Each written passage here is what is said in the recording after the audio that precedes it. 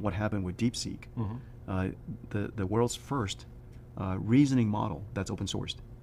And it is so incredibly exciting, the energy around the world as a result of R1 becoming open sourced. Incredible.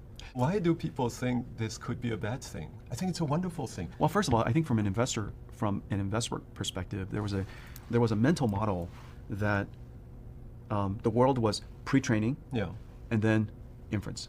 And inference was you ask an AI question and it instantly gives you an answer, one-shot answer. I don't know whose fault it is, but obviously that paradigm is wrong. The paradigm is pre-training, because we want to have foundation. You need to have a basic level of foundational understanding of information in order to do the second part, which is post-training. So pre-training is going to continue to be rigorous, lots of data, multimodal data, as you were mentioning. We're going to learn from, of course, language, but language and images, video, sound, and we're going to combine all of that together into our foundational knowledge. And that's going to keep on going. The second part of it, and this is the most important part actually of intelligence, is we call post-training. But this is where you learn to solve problems. You have foundational information. You understand how vocabulary works and syntax works and grammar works, and you understand how basic mathematics work. And so you take this foundational knowledge, you now have to apply it to solve problems. And so we call it, here it's post-training. You could use reinforcement learning human feedback. That's another way of saying using human demonstration. Or you could use reinforcement learning, which is self-practice.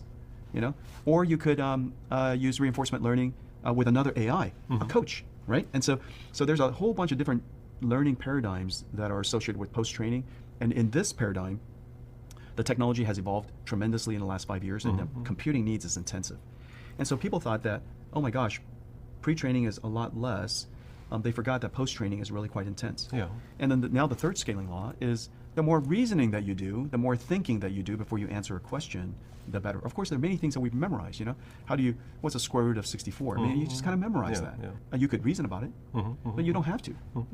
And so ideally, you've memorized a lot of basic things, but most of the valuable intelligence you still have to reason through. And so you have to apply first principles. You have to break it down step by step. Maybe you have to try a whole lot of different experiments, and depending on the output of the results of one experiment, it might inform the next experiment you do. And so reasoning is a fairly compute-intensive part of. And so I think the market responded to R1 as in, oh my gosh, AI is finished. It dropped out of the sky. We don't need to do any computing anymore. It's exactly the opposite.